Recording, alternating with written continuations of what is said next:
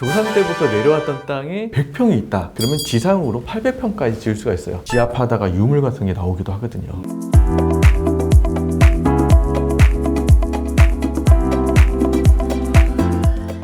안녕하세요. 빌딩셀러입니다. 이번에 더 중요한 얘기를 해주신다고 해서 만약에 내가 모르는 땅이 시작부터 내 땅이야. 조상 때부터 내려왔던 땅이 만약에 100평이 있다.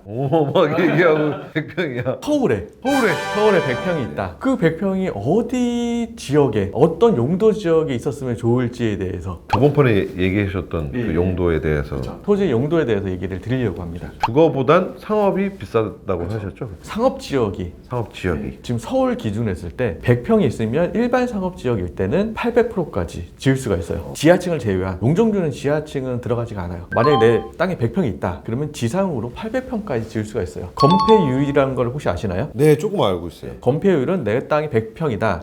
상업지 같은 건폐율은 60%거든요. 아무리 해봤자 60평까지밖에 못 지어요. 그런데 거기서 용적률을 800%까지 지을 수 있다. 건폐율 60%로 해서 뭐 맥시멈으로 해서 이제 쭉 올리게 되면 13계층이 나옵니다. 네, 근데 여기서 이제 용적률 60%까지 보통 안 하거든요. 뭐 55%, 뭐 50%까지 하게 되면 뭐 14층, 15층짜리 빌딩이 내 땅 100평만 있더라도 15층짜리 빌딩을 가질 수가 있는 거죠. 내가 짓지 않더라도 남이 그걸 매수하면 그렇게 질 수 있다. 아, 그렇죠. 그렇게 지을 수 있는 땅이기 때문에 비싼 가격에 거래가 되는 거죠. 그게 바로 조상덕이네요.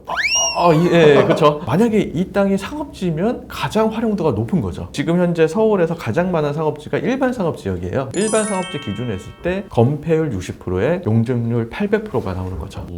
대지의 평수가 중요한 게 아니라 그만한 가치를 갖고 있는 거 아니에요? 더 평수가 넓은 듯한 느낌? 그렇죠. 그렇죠. 그러니까 만약에 100평이면 지상으로 800평이고 지하까지 팔게 되면 1000평이 넘어가는 거죠. 만약에 이게 주거지역에 있다라고 하면은 한 4,500평은 있어야지 1000평을 질 수 있는 거죠. 400평만 있다고 하더라도 2종 일반 주거지역은 지상으로 800평 올라가요. 2종 일반 주거지역에 400평이나 아니면 상업지에 100평이나 지상으로 지을 수 있는 건 똑같아요. 그건 알아요. 여기에는 좀 없는데 외곽에 가면 생산관리지역이라고 그래가지고 20%만 되는 땅 평수가 100평이면 20평만 건물을 지을 수 있는데 그건 아마 용적률이 아니라 건폐율이 20%. 용적률은 아예 안 나오잖아요. 용적률 나오죠. 용적률이 안 나오면 지을 수가 없어요. 지하로 파야죠. 지역마다 좀 달라요. 용적률이 늘어나거나 각 시에 따라서 이제 좀 줄어들거나 할 수가 있거든요. 그래서 미관지구, 방화지구, 지구단위 계획을 좀 살펴보긴 해야 돼요. 상업지라고 하더라도 종로 같은 데 가면은 이제 지하파다가 유물 같은 게 나오기도 하거든요. 그러는 경우 유물이 많이 나올 것 같으면 그 자리를 보존해서 지하를 안 팔고 지상으로만 올리는 경우도 있어요. 궁금한 입장이니까 저는 완전히 일반적인. 근데 만약에 공사를 했어요. 포크레인 가면 뭐 있는 것 같아. 땅 주인이 가. 이거 유물인데? 덮어가 아니라 이거 유물이면은 비싼 걸 수도 있잖아. 근데 보통 유물은 이제 국가의 소유가 되니까요. 그러니까 그거를 함부로 이렇게 어디 유통하거나 이러면은 불법이죠. 잡혀 들어가죠. 유물이 나오게 되면 너무 중요한 유물이라면 1년, 2년 또 스톱되는 경우가 있어요. 그런 거 진짜 솔직히 있겠다. 중요한 건축을 하고 있는데 나왔어. 보통 이제 지하를 안 파는 경우도 있어요. 그런 게 나올까봐. 나올까봐 무서워서. 예. 공사가 중단되잖아. 그렇죠. 그러면 손해가 막심하니까. 근데 이게 지하를 파면은 이거는 용적률에 포함이 안 돼. 그렇죠. 지하는 그래서 테란로 같은 데 가면요. 지하를 6층, 7층까지 파는 데도 있고 그래요. 주차 때문에. 그것도 있죠. 건물 평수에 비례해서 주차 대수. 그렇죠. 그런 것도 있죠. 그런 것도 있지만 보통 뭐 연면적 2,000평, 3,000평 이상짜리 건물들은요. 토지 한 평당 가격으로 계산을 안 해요. 거기는 이제 연면적당 가격으로 계산을 하는데요. 연면적이 넓어지면 넓어질수록 비싸게 팔 수가 있는 거죠. 그래서 땅 파는 가격보다 연면적당 테란로 같은 경우는 한 3,000에서 5,000 정도. 뭐 좋은 데는 5,000 이상도 부르긴 하거든요. 테란의 건물이 만평이다. 그러면 5,000억이 되는 거죠. 그 이상이 될 수도 있고. 근데 이제 지하를 파면 팔수록 연면적당 평수가 이제 넓어지기 때문에 가격을 더 쳐줄 수가 있는 거죠. 원래 지하 파는데 공사비가 많이 드는데 그럼 연면적당 뭐 1,000만 원 이상, 뭐 2천만 원 이상 들진 않거든요. 그러니까 파면 팔수록 이익인 거죠.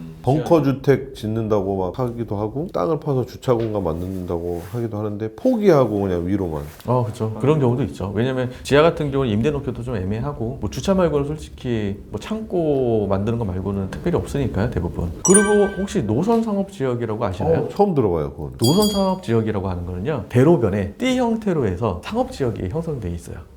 어떤 건물은 높게 지은 건물이 있고 어떤 건물은 낮게 지은 건물도 있고 그래요. 맞아요. 상업지역은 뭐 10몇 층까지 올라가기도 하고 뭐 간단한 예로 그 노선상업지역이 대로변부터 자기 건물까지 12m의 띠로 돼 있어요. 12m면 이제 상업지가 되는 거죠. 뒤에 필지가 더 넓다라고 하면 30m, 40m까지 된다라고 하면 그쪽은 이제 보통 3종 일반 주거지역이 돼 있거든요.